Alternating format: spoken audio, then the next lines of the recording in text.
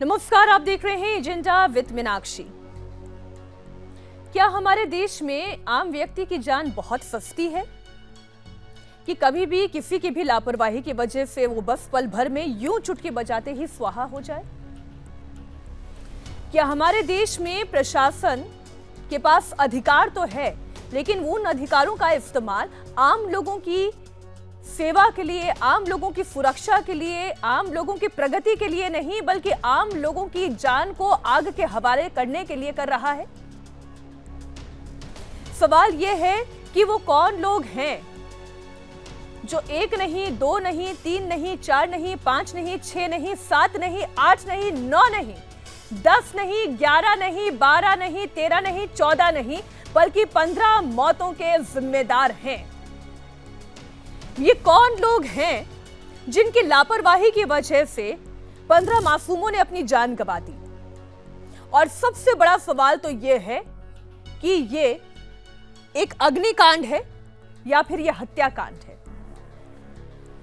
यह सवाल इसलिए है क्योंकि लखनऊ के पौष इलाके अलीगंज के एक रेजिडेंशियल इलाके में एक कमर्शियल बिल्डिंग खड़ी हो गई। वो बिल्डिंग जिसे 10 साल पहले, आज हम 2026 में बैठे हुए हैं, 2016 में जिसे अवैध करार दे दिया गया था, जिस बिल्डिंग का लाइसेंस कमर्शियल नहीं बल्कि रेजिडेंशियल इलाके में एक कमर्शियल कॉम्प्लेक्स ना खोलने का था, उसे एनओसी कैसे दे दी गई? अलीगंज में कैसे एक कमर्शियल बिल्डिंग खड़ी हो गई और उसमें पेट शॉप भी खुल गई, उसमें क्लिनिक भी खुल गई, उसमें कोचिंग क्लास भी खुल गई? ये कैसे हो गया? और वो भी लखनऊ डेवलपमेंट अथॉरिटी की आंखों के सामने हो गया, उनकी नाक के नीचे हो गया। जिस बिल्डिंग को अवैध करार दिया गया था, उस बिल्डिंग को कैसे 2 महीने के अंदर अंदर फिर से लाइसेंस मिल गया? जिस बिल्डिंग के ऊपर आज से 10 साल पहले बुलडोजर चल जाना चाहिए था, आज तक वो बिल्डिंग कैसे खड़ी हुई थी? और ये सवाल मैं इसलिए उठा रही हूं क्योंकि 15 मासूमों की जान चली गई और इसमें ज्यादातर तो 20 से 30 साल की उम्र के बीच के युवा हैं जो वहां पर कोडिंग सीखने के लिए आ रहे थे।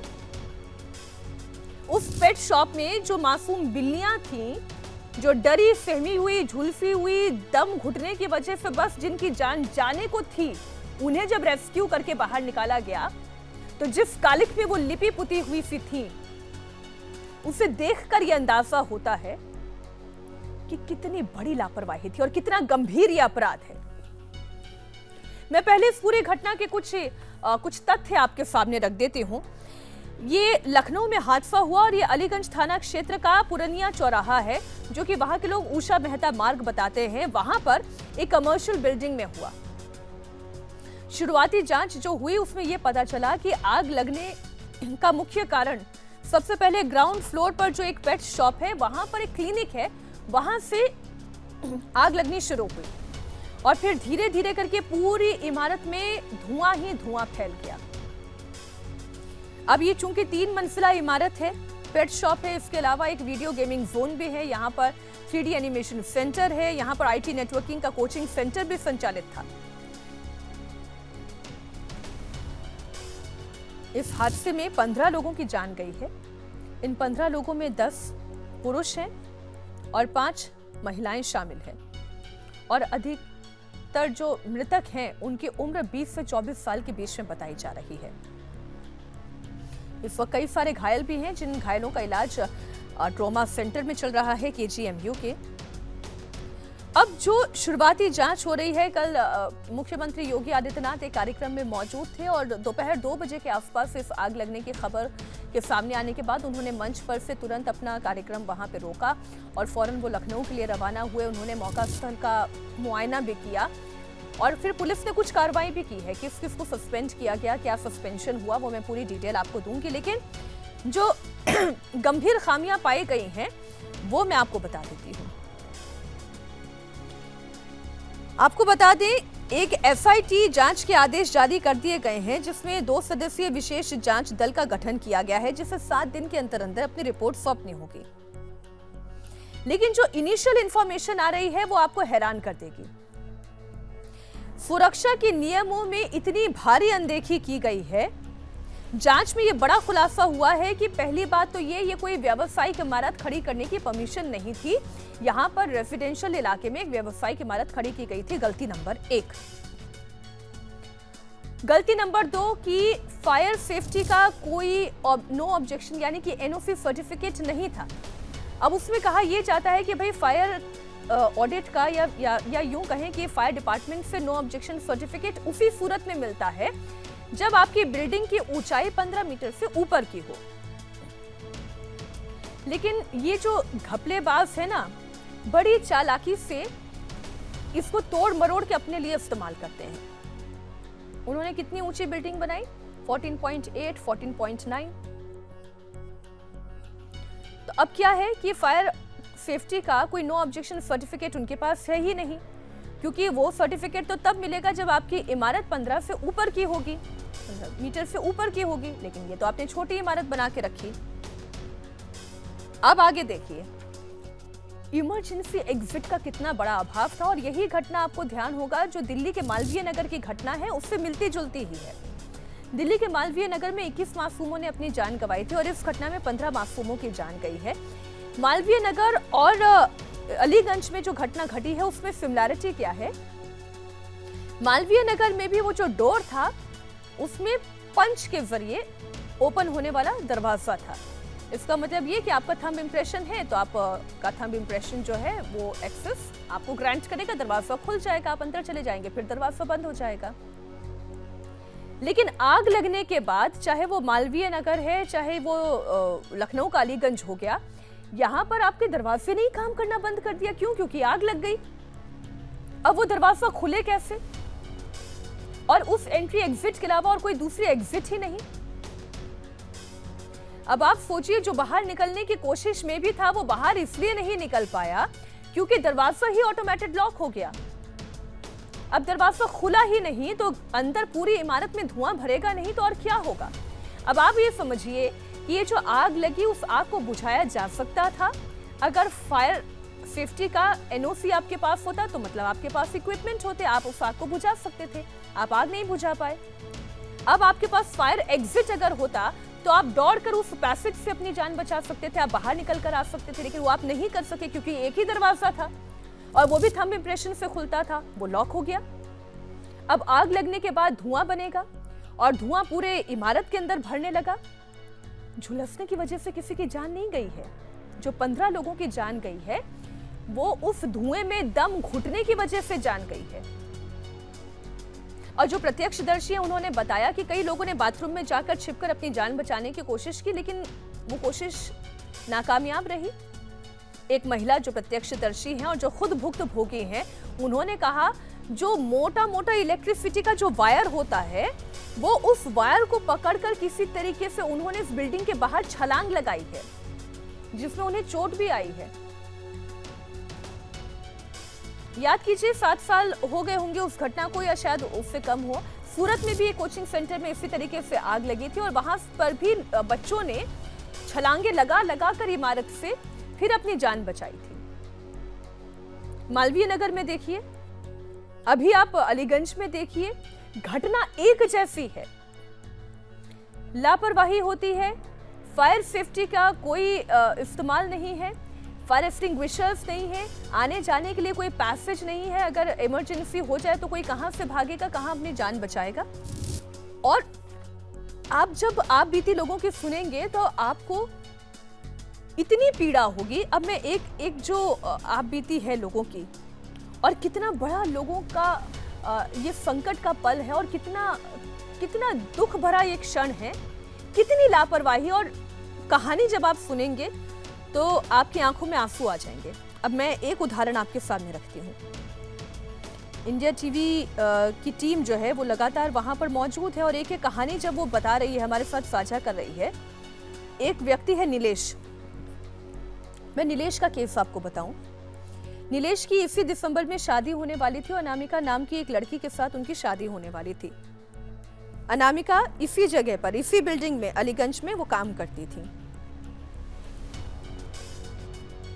और घटना तो सोचिए जरा, अनामिका और नीलेश दोनों की इसी अग्निकांड में जान चली गई। सोचे दिसंबर में नीलेश और अनामिका की शादी थी, उन दोनों ने अपनी जान गंवा दी।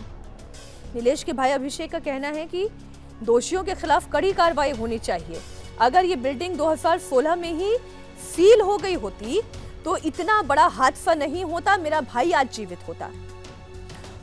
और वो ये मांग कर रहे हैं कि प्रशासन इस मामले में कड़ी कार्रवाई करे। अब नीलेश और अनामिका कितने खुश होंगे, उनके परिवार वाले कितने खुश होंगे। तस्वीरें तो मैं देख रही हूँ ना, हमारे संवाददाता विशाल प्रताप सिंह ने तस्वीर भेजी। अब आप इस तस्वीर को देखिए। अनामिका इस तस्वीर में दिखाई दे रही है। शगुन के जो तोहफे होते हैं वो सब हाथ में रखे जा रहे हैं। एक साथ दो परिवार की खुशियां उजड़ गई। अनामिका और नीलेश दोनों आज इस दुनिया में नहीं हैं। किसने सोचा था कि इस तरीके की स्थिति आएगी। ऐसी एक नहीं, न जाने कितने परिवार हैं जिन्होंने अपनों को खो दिया। और एक नहीं, मैं न जानी और कितनी कहानियां ऐसी पढ़ रही हूं कि आंखों में आंसू आते हैं। और फिर क्या आप एक एसआईटी बना लीजिए। मेरा सवाल है सरकार से भी और प्रशासन से भी, हम ये जो स्पेशल इन्वेस्टिगेटिव टीम बनाते हैं वो कोई भी घटना घट जाने के बाद उसकी जांच की जा रही है, दोषियों को कड़ी सजा दी जाएगी। अरे भाई, मृत्यु हो चुकी है, जो मर चुका है उसको आप वापस से जिंदा नहीं कर सकते हैं। तो एक एसआईटी ऐसे अग्निकांड, ऐसे हत्याकांड, मैं फिर कहती हूँ ये हत्याकांड है, ऐसे कांड होने से पहले कोई एसआईटी क्यों नहीं गठित की जाती है कि आप जरा, चाहे कोचिंग की सेंटर्स हो, छोटे छोटे होटल्स हो, छोटे छोटे मोटेल बना के रखे हुए हो, ढाबे हो, आप इसके लिए कोई ऐसी टीम का गठन क्यों नहीं करते जो जाकर उसकी पड़ताल करे। और हर शहर में ये पड़ताल होनी चाहिए।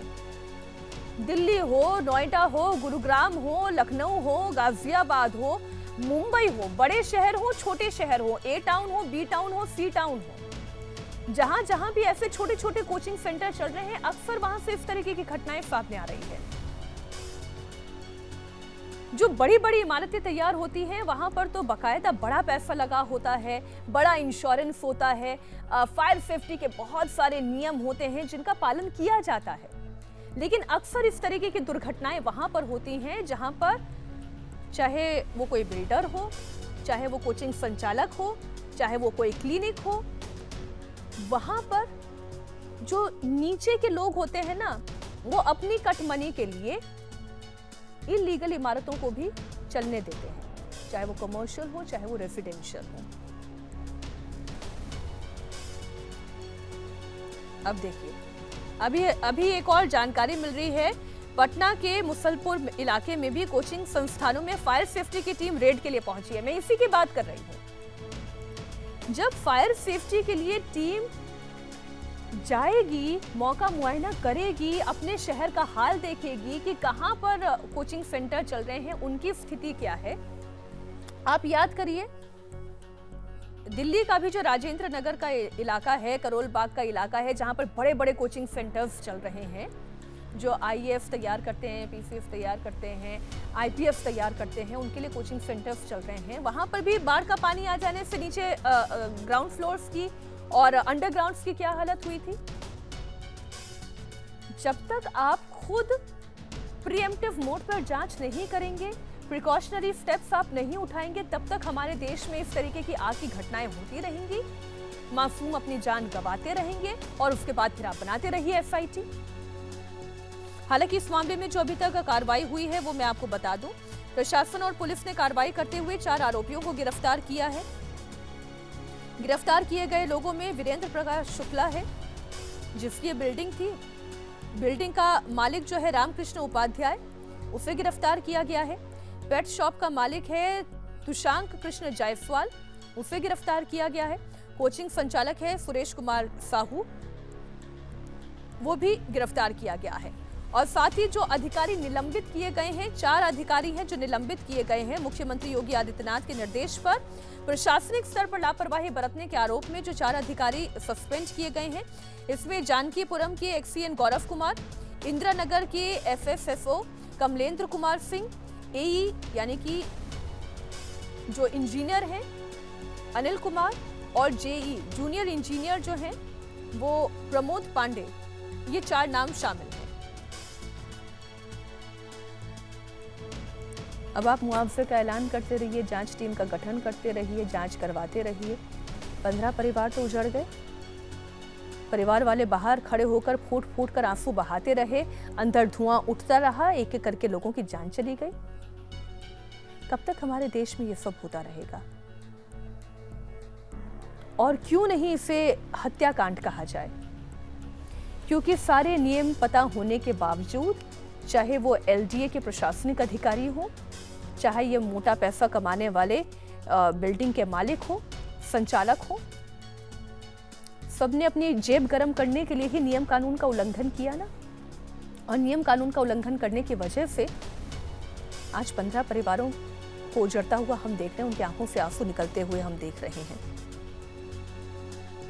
मैं तो यही कहूंगी कि हमारे देश में क्यों हम कोई घटना घट जाने के बाद सचेत होते हैं और फिर एसआईटी का निर्माण करते हैं और उसके बाद जांच होती है और वो भी फिर एक ना एक दिन ठंडे बस्ते में चली जाती है और लोग भूल जाते हैं कि हाँ, कभी अलीगंज में 15 लोग मारे गए थे, कभी दिल्ली के मालवीय नगर में 21 लोगों ने अपनी जान गंवाई थी।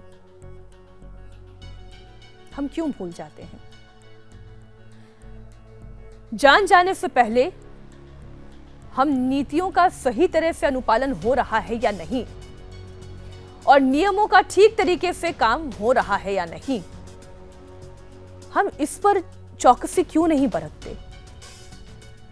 हम कोई नीति क्यों नहीं बनाते? ये सवाल सरकार, ये सवाल प्रशासन दोनों से है। आज के एजेंडा में बस इतना ही। आपकी क्या राय है? आप कमेंट बॉक्स में जरूर शेयर करिएगा। आपके कोई विचार हो तो जरूर साझा करिएगा। बहुत बहुत धन्यवाद।